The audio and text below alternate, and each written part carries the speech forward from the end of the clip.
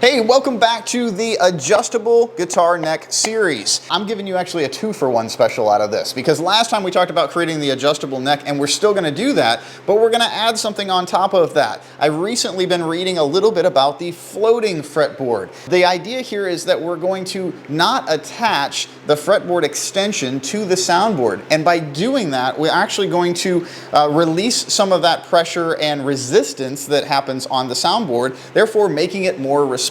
So we're going to combine the two ideas. We're going to do that floating fretboard extension and the adjustable neck. Let's get started.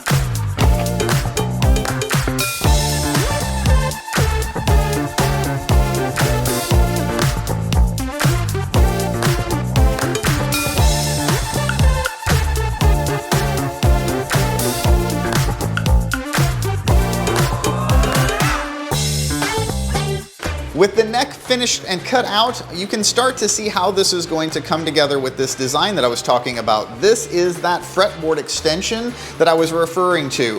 It's very small, very thin, but it's all one piece cut out from the entire neck. It goes from just under 1/4 of an inch, 0.223, down to 3/32. Is that enough of support? I don't know, but it's the maximum amounts I could use to prevent me from changing the geometry of the body of the guitar.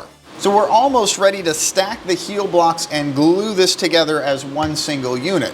The problem that we have is that when we go to glue those together, they want to float around. It's very hard to keep them aligned. The thing that's going to help with that is we're going to put that metal rod in. That's going to function as like the bolt and barrel setup. Instead of individual barrels that we'll be putting in there, we're going to do one long round rod that we're going to drill and tap as the barrel nut, one large barrel nut to go through the entire heel stack. So we need to go make that next.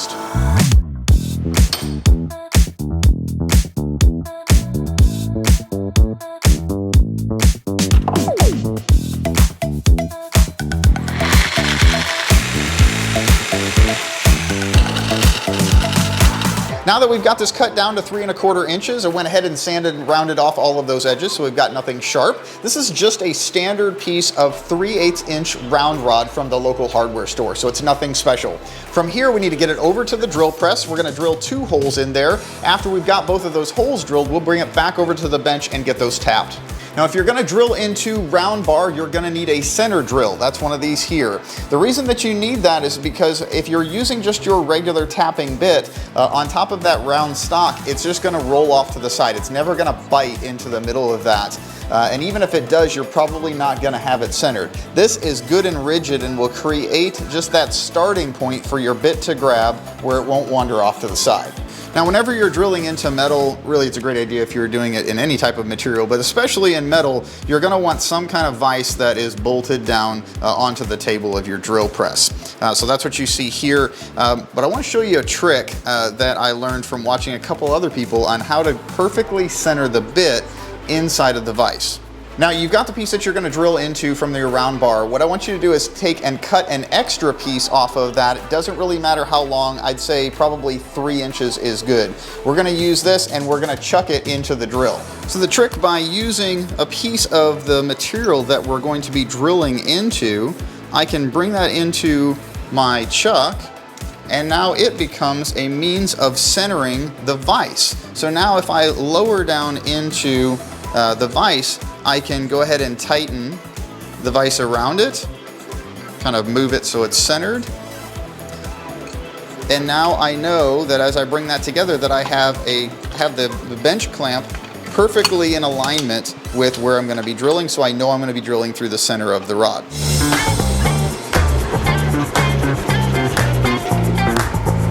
Okay, we're going to be drilling for a 1/4 inch 20 thread. So this is a number 7 drill bit. We're just going to add a little bit of cutting fluid in there.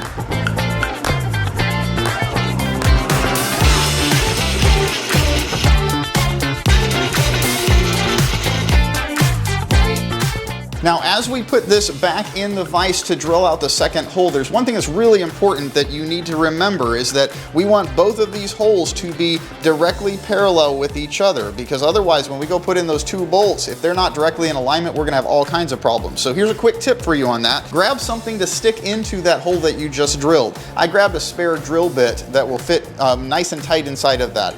This way, when you put this down in the vise, you'll be able to align this bit in parallel with the drill bit that is in the chuck. That way you'll make sure that both of these holes are directly in alignment with each other.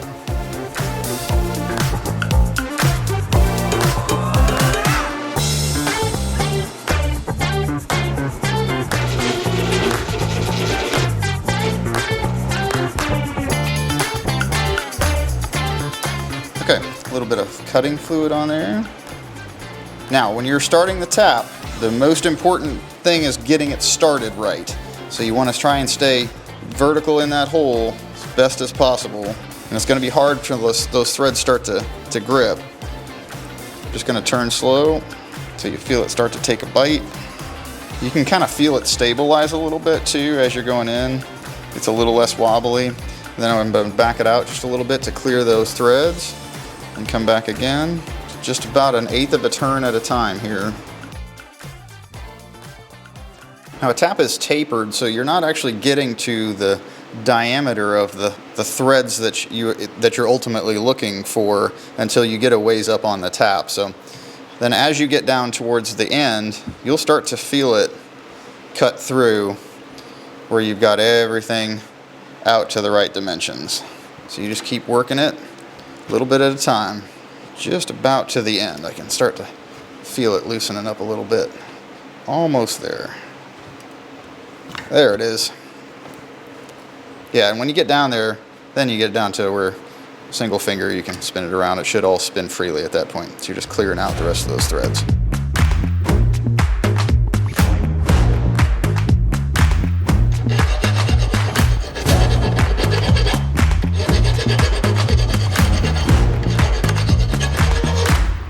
All right, if we grab a bolt, test that out, try and thread it through. You may have a few messy threads in there to clean out, so it may be a little tough. If all goes well, you should have a new bolt and barrel setup. You know what, there is one more thing I was just thinking about that I think we need to do. So I got thinking about the fact that when you drop this down inside of here, if those threads aren't lined up with the holes that we're gonna drill in here, when you push this through, you're gonna have no way to turn it and get it back out. We should put like a screwdriver slot. Like we should cut a slot in the end of this so that we can turn it with a screwdriver once it's set in the hole. Otherwise, I think we're gonna be in trouble. So I think that'd be a good idea.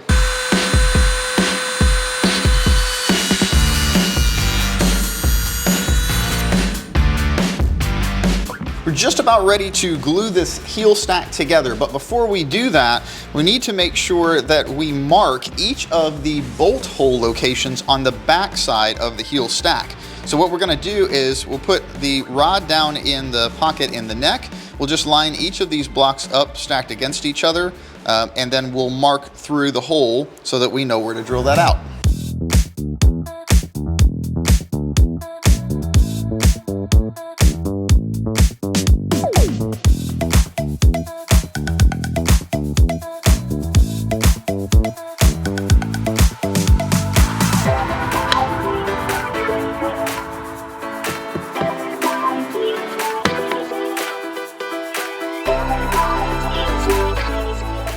This is going to need a little bit of time to dry, so while that's drying, let's go work on the neck block.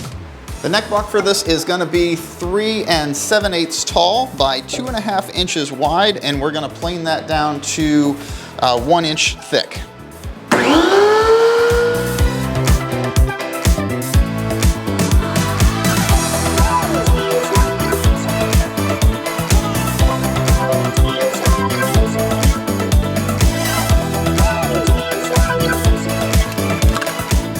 I don't think think that came out too bad. Got our pocket here for the captured bolt. I got the top bolt. I put a little bit of an oval slot in there so there's a little bit of movement, just because I know that what I drilled out on the drill press probably isn't going to be absolutely perfect. So get a little bit of variance for that. Let's check our tolerances real quick. So the furniture bolt goes down in that pocket, and the wave washer is going to sit on top of there as kind of like a spring. And now we just need to go make the cap so that we can lock it all together.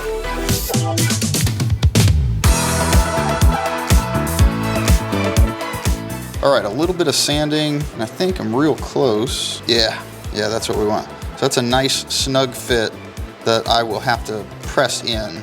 We are just about ready to lock these bolts in, but before we do that, we have one more change to make. Since one of these bolts is sitting in a pocket, what happens is we're going to have too long of a bolt to get into the neck, and that's going to cause a problem in that neck heel where it's going to want to poke all the way through. So we need to trim this bottom bolt, the captured bolt, to the same length as the top bolt.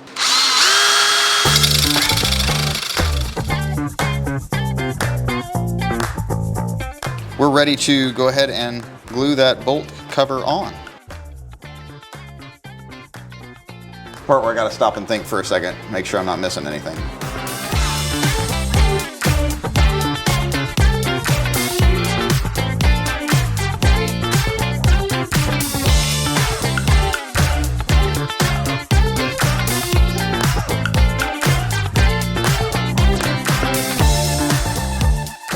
I don't like that I can't get the support rod out. I can turn it, but I can't get it out, and I want to drill through the back side here to create the access holes for the bolts, but I don't want to drill into the rod and risk messing up the threads. So I think I'm just going to drill like a small little pilot hole down through the truss rod slot, right where the tip of that rod would be, so that I can poke like a small like Allen wrench in there and push it out. I think that'll work. I thought that was going to work. Ah, where's my tools? It doesn't sound right. It's definitely in there good. All right, whew. Now I am clear to drill out those holes.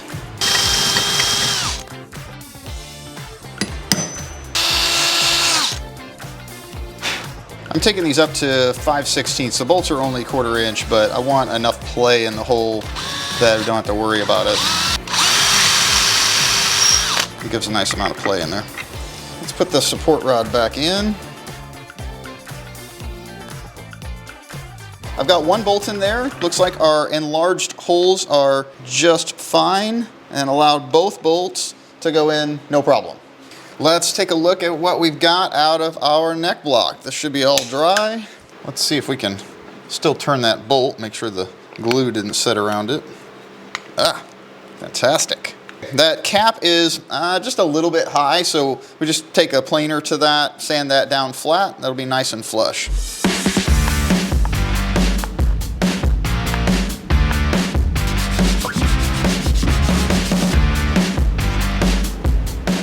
The neck block looks great. Now, one item of note is that I didn't do a very good job of matching the plug to the rest of the neck block coloring, so it kind of stands out. I wouldn't do that on a finished product, but for a prototype, it'll be just fine. But a couple of things to note here is that I think everything worked according to the design. The bolt spins freely in there, and it also has absolutely no play. I have no wiggle on this at all. There's no noise that's going to be made from this. So in terms of the design, I think this is going to work well. So now let's test it with the neck.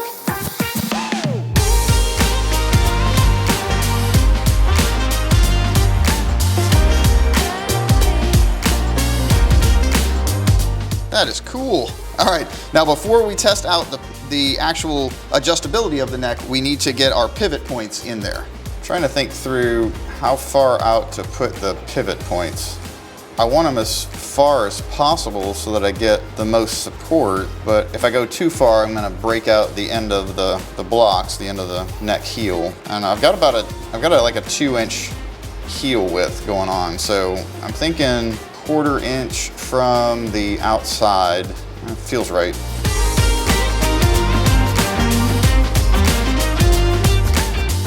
In my design, I have the grub screws going into the neck heel, but now that I'm thinking about that, those require a bigger hole than the panhead screw. So I'm thinking that it's probably better if I put the panhead screws in the neck block, just because I'll have less material to worry about and I don't have to worry about blowout as much. And I think that will allow me to set them out a little bit farther as well. So I think we're gonna go with the panhead screws into the neck block, or in the neck heel, and then let's go with the grub screws in the neck block.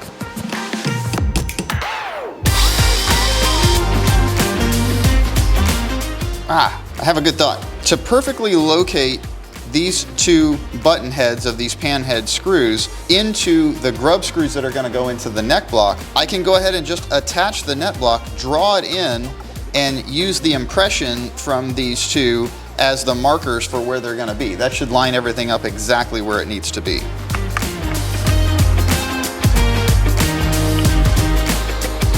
Check that out. It's exactly what I was looking for. These grub screws are about a 1/4 inch with the threads. I'm gonna back that down to 7/32 of a hole. I went ahead and put a stop on the drill bit as well, just to make sure that I don't run those too deep, because these grub screws are taking the primary weight and pressure of the neck. So I want that back of the grub screw to be against solid material. So I don't want to go any deeper than I have to.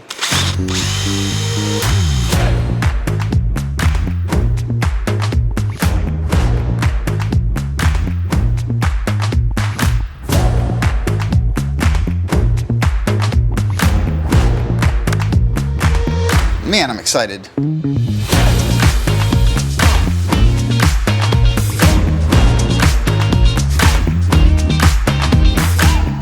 Oh yeah, it locks in really nice into those grub screws. Parallel, you can see the gap. If I turn in, I get adjustment.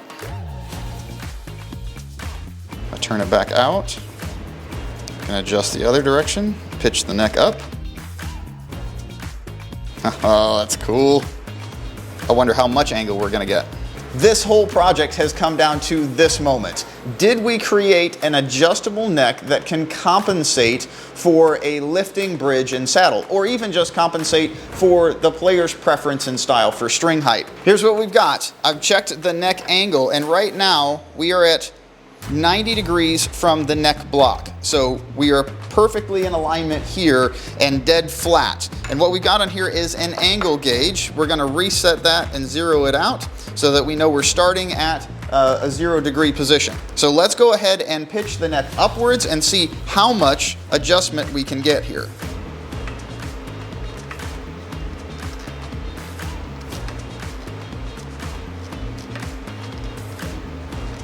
Okay, starting to meet a little resistance there just because of the angles here. So I would say, what's that look like? We're getting about, I gotta stop touching the bench, 1.5 degrees. All right, now let's go and pitch it the other direction. This would be compensating for lift in the bridge and saddle over time. There we're back to 0.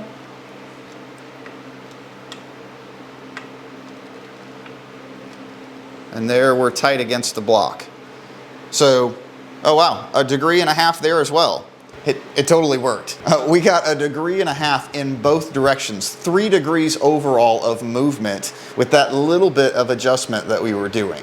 Oh, look, yeah, and if you needed it, you could get more movement even than that. Like that 1.5 degrees should be pretty good, but if you shaved down from the pivot point down on the heel block here, you could get more movement there. And all of that gets hidden behind the sides of the guitar. And on mine, I do double thickness on my sides, so you'll get, all of this will stay nicely hidden behind the sides. From design to prototype, this worked out fantastic. I'm really, really happy with the results. Now, is it gonna work inside of an actual guitar? That remains to be seen. I don't have one ready yet for this to go in, but it's certainly gonna go in the next build so that we can try this out. Now, that 3 degrees that we were getting, 1.5 degrees each direction, either up or down, I did some measurement on that, just pulling that into CAD and moving the neck that much, and that translates to, at the bridge, a total of 0.302 inches of movement. So like over 1/4 of an inch that you're getting of movement in each direction. Now, if you're having to move the neck that much to compensate for some kind of a challenge at the bridge, you've got bigger problems to worry about than the adjustability of the neck, because that is a ton of lift. So I think this is really setting up the future of each acoustic build to be adjustable within all of the main kinds of atmospheric things that are going to happen to it over that time without having to do a major neck reset. Now, some of you guys may be thinking about the captured bolt setup and thinking, well, geez, I don't think that cap is going to be very strong for any pressure there. Well, a couple of thoughts on that. Number one, the pressure is always going to be pulling up on the neck. So there really is never going to be pressure on that cap. So I don't think that's going to be a problem. But just as a test, I made another neck block and did the captured bolt setup. And then I just took a hammer to the other side of that bolt to push it back out, just to put pressure on that cap. And so you'll see that here, I couldn't get the cap to break out. It busted the entire neck block in half before it just wouldn't let go. So I'd say in terms of the robustness of that cap, you're good to go. Now, does that floating fretboard create a more responsive instrument? Well, I'm excited to find out. From everything that I've read and heard from others, I think it does. And so what I'm going to do in my next build is more lightly brace the soundboard in that area. And then, you know, in future builds, maybe even back it down some more. I don't know. But I'm excited to hear what the difference is going to be when we do that. Now, you might be concerned that you don't have a CNC machine, so you can't replicate these results. I don't think I really did anything here that was necessarily requiring a CNC machine. It certainly makes the process easier, but I think you can do all of this with some basic hand tools. It might take a little bit longer, but if you build the right jigs for that, I think you can totally pull that off. Now, the one tool you are going to need is you're going to need a drill press, right? It is very, very difficult. I don't even know how you would do it without, to make that barrel, that support rod, without a drill press to hold all of that in place and get everything lined up. So I think that is what I would consider the one required tool for this kind of a neck construction. We're going to pause this video series here as we go put together a guitar for this neck to go into. And then once we have that installed, we'll come back and shoot this again and do a follow-up so that you can see, hey, do we get all of the things that we hoped to out of this neck? But until then, I'll catch y'all next time.